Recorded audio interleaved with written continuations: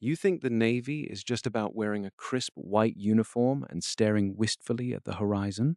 In reality, your quality of life shifts from being a professional janitor to a high stakes manager of a multi-billion-dollar machine, depending entirely on the gold or silver on your collar.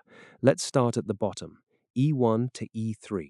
You are a seaman recruit, apprentice, or just a seaman. Your life is defined by three words: chipping, painting, and cleaning. You live in a rack, a coffin-sized space stacked three high. You sleep in shifts, you eat off plastic trays, and you spend roughly 80% of your day scrubbing bulkheads or standing watch. You are technically a government asset, and your personal agency is effectively zero. You earn roughly $23,000 a year before taxes, and you have exactly one locker to hold every possession you own. Move up to E4 through E6, the petty officers. This is the backbone of the Navy. As a second or first class petty officer, the misery doesn't disappear, it just gets a new name: responsibility. You are now a supervisor. You are accountable for the equipment and the younger sailors who break it. You move from the general berthing to slightly more private quarters, but you still share a bathroom with 40 other people.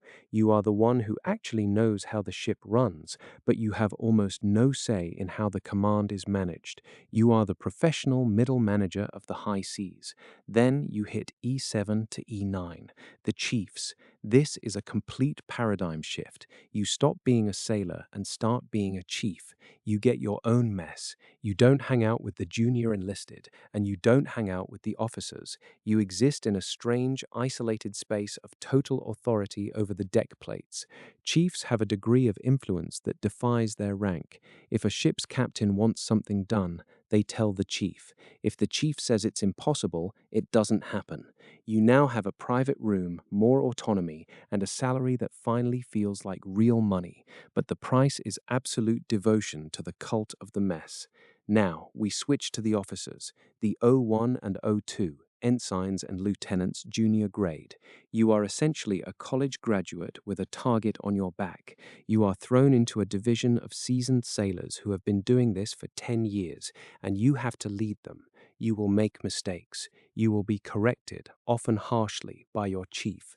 You spend your nights studying for your warfare qualification. If you don't get your pin, your career ends. You are tired, you are confused, and you are terrified of looking incompetent. O3, the lieutenant. This is the sweet spot. You finally know your job. You are a department head or a division officer with actual experience. You have a paycheck that allows you to buy a decent car and live off the ship when in port. You carry real authority. You can make decisions that actually impact the ship's readiness. This is the rank where you either realize you want to make a career out of this, or you start counting the days until your contract expires so you can go get an MBA. O4 to O6, Lieutenant Commander, Commander, and Captain, the middle to senior management. You are no longer focused on the ship, you are focused on the career. You are navigating the politics of the Pentagon and the fleet. You are responsible for hundreds of people and equipment worth billions. You don't know how to fix the engine anymore, and you don't need to. You need to know how to fix the budget, the logistics, and the personnel reports. You live in a permanent state of high-stress email management and long-term planning. You are one bad decision away from a formal inquiry. Then you hit the flag ranks, Rear Admiral and above. There are fewer than 200 admirals in the entire Navy of over 300,000 personnel. Your life is no longer about the sea, it is about the intersection of diplomacy, industry, and the White House. You move through the world in a blur of security details, classified briefings, and global summits. You don't operate the ship, you operate the perception of the ship. Your mistakes don't result in a reprimand, they result in congressional hearings and global news cycles. You live in a stratosphere where the Navy is not a job but a political instrument. Throughout this entire hierarchy, there is a common thread that never changes. From the E-1 scraping rust off a railing to the Admiral reviewing a fleet exercise, the currency of the Navy is time. Time spent away from home, time spent in the dark of a submarine, or time spent in the sterile light of a command center. The Navy creates a unique paradox. The lower you are, the more you understand the machine, but the less you understand the mission. The higher you are, the more you understand the mission, but you lose your connection to the machine.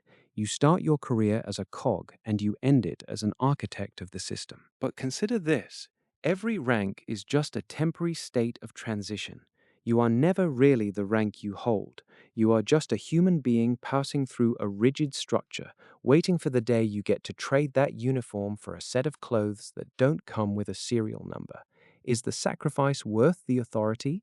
That is the question every sailor answers, usually right around the time they decide whether or not to sign that next set of papers. In the end, the Navy doesn't care about your soul. It only cares that you are present at your station when the whistle blows. What you do with the rest of your life is entirely up to you.